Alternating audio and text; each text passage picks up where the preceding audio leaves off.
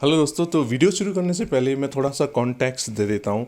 जो first time viewer है मेरे चैनल पे, अगर जिन्होंने वीडियो नहीं देखी है डीजल गाड़ी में डीपीएफ क्या होता है और उसमें आपको डीजल गाड़ी क्यों चूज़ करनी चाहिए नहीं करनी चाहिए, अगर नहीं देखा तो आई बटन पे मैं उसका लिंक दे देता हूँ, आप लोग देखिएगा।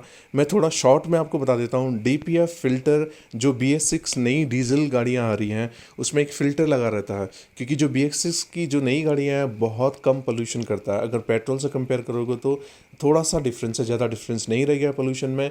तो उसको कंट्रोल करने के लिए डीपीएफ फ़िल्टर लगा रहता है। तो एक टाइम के बाद जो डीपीएफ फ़िल्टर है वो क्लॉग हो जाता है, उसमें जो पोल्यूटेंट है वो भर जाते हैं, तो उसको क्लीनिंग की ज़रूरत पड़ती है। और वो क्लीनिंग कराने के लिए आपको कम से कम, जब ये ऐसा हो जाता है तो अपनी गाड़ी को हाईवे पे ले जानी है और थर्ड गियर पे 2000 से ऊपर का आरपीएम रखना है और 10 15 20 मिनट लगातार इसको चलाना है। ये करने से जो डीपीएफ जो फ़िल्टर है वो क्लीन हो जाता है, जितने भी पोल्यूटेंट है वो बर्न हो जाता है, वो और इन्वायरमेंट पे मिल जाता है। तो उसको कहते हैं डीपीएफ रीजनरेशन का प्रोसेस। तो पुरानी डीजल की गाड़ी में ऐसा नहीं था, नई गाड़ी में ये कंडीशन है। अगर होता है तो आपको करानी पड़ेगी। अगर आप रन नहीं करते हो तो अगर डीपीएफ ज़्यादा क्लॉग है तो फिर आप सर्विस सेंटर में जाकर उसको क्लीनिंग करनी पड़ेगी। तो अब शुरू करते हैं। जो रीजनरेशन का प्रोसेस मुझे पहली बार फेस करना पड़ा था उसके बारे में आपको बताता हूँ। तो मुझे पता था कि डीपीएफ का साइन आएगा, लेकिन हमें नहीं पता था कि कितने किलोमीटर के बाद आता है। तो बहुतों का सवाल यही था कि कितने किलोमीटर के बाद आता है। तो एक्चुअली जब मैं घर से निकला था देहरादून के लिए तो 903 का उसमें ओडोमीटर पे दिखा रहा था। तो उसके बाद हम करीब 126 किलोमीटर जब चल चुके थे तो उसके बाद ये जो साइन है डीपीएफ का आना शुरू हुआ। इसका मतलब 903 प्लस 127 करीब 1029 पे ये डीपीएफ क्लॉगिंग का साइन आना शुरू हुआ। इसका मतलब अगर आप लोकल पे चलाते हो करीब 1000 किलोमीटर तक, उसके बाद डीपीएफ क्लॉग होगा। उसके बाद आपको डीपीएफ रीजनरेशन कराने की ज़रूरत पड़ेगी। उसका जो प्रोसीजर है मैं आगे समझाता हूँ आप लोग को।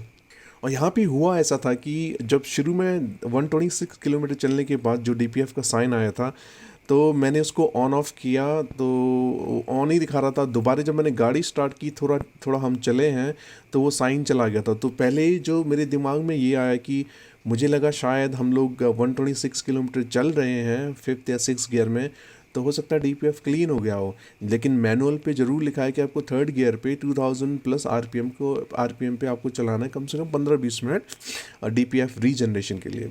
तो मुझे लगा था शायद क्लीन हो गया होगा, लेकिन जैसे हम थोड़ा आगे चले हैं तो उसके बाद डीपीएफ का साइन दोबारा आना शुरू हो गया।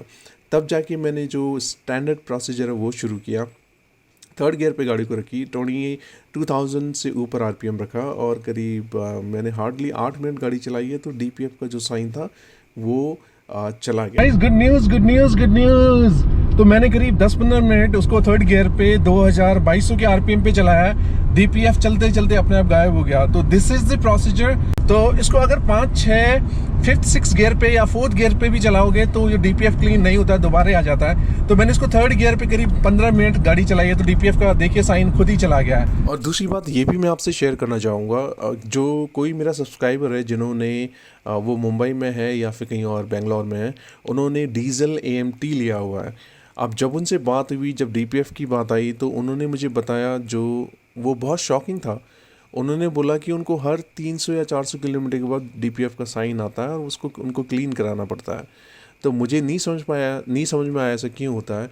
लेकिन इसका एक ही कंक्लूजन होता है कि जैसे जो BS6 की गाड़ियां हैं इसमें से BS6 फ्यूल डालना चाहिए, क्योंकि जो प्रॉपर्टी है उसमें डिफरेंस है। BS4 और BS6 की जो फ्यूल है उसमें डीजल में डिफरेंस है।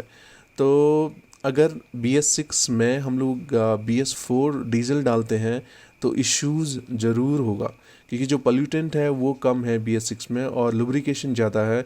तो इंजेक्टर भी उसी हिसाब से काम करते हैं, फ्यूल के हिसाब से, उसी हिसाब से बना हुआ है। तो BS6 में BS4 डीजल नहीं डालना चाहिए। अगर डालोगे तो चलेगा, लेकिन लॉन्ग टर्म के लिए इंजन के लिए अच्छा नहीं है।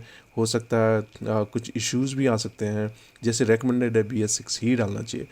तो जब मैंने ओनर से पूछा था तो उन्होंने बोला था ही इज़ नॉट श्योर, उन्होंने डलवा लिया लेकिन शायद पूछा नहीं था जब भी डलवाया था। तो हो सकता है कि BS6 की जगह BS4 गया हो, तो उसमें जैसे पोल्यूशन ज़्यादा है तो DPF जल्दी क्लॉग हो जाता है। इसकी वजह से जो DPF रीजनरेशन का, जो DPF का क्लॉगिंग का साइन है, उनको जल्दी जल्दी आ रहा है 300-400 किलोमीटर में। तो जब उनसे बात हुई तो उन्होंने कहा मुझे नहीं पता, मैंने कभी पूछा नहीं, लेकिन अब वो ध्यान पे रखेंगे कि ऐसा फ्यूचर में ना हो। इसलिए इससे एक लेसन मिलता है कि आपको हमेशा मेक श्योर करना है, डीजल या पेट्रोल पंप पे जब भी जाते हो तो BS6 डीजल ही डलवाएगा, अगर आप अपनी गाड़ी को प्यार करते हो और उसको चाहते हो कि लंबे समय तक आपका साथ दे। जैसे गाड़ी चलेगी और बाद में पता चलेगा कि क्लॉगिंग जब आती रहेगा तो कितने टाइम पे ये एग्जैक्ट टाइम तो हम नहीं बता सकते, कि ये डिपेंड करता है कि आप चलाते कितना हो। मैंने लोकल पे चलाई थी इसलिए 1000 पे आया था, तो हो सकता है आपको थोड़ा कम या थोड़ा जल्दी भी आ जाए। तो फ्यूचर में जैसे जैसे आते रहेगा ट्रिप में, मैं आप लोगों को अपडेट करते रहूँगा। तो आज की वीडियो में बस इतना ही। होप ये वीडियो आप लोग के लिए हेल्पफुल हो और आपको पसंद आए। तो दोबारा मिलते हैं आपसे किसी एक इस वीडियो में। Till then take care of yourself, be humble, be polite, be safe and bye bye.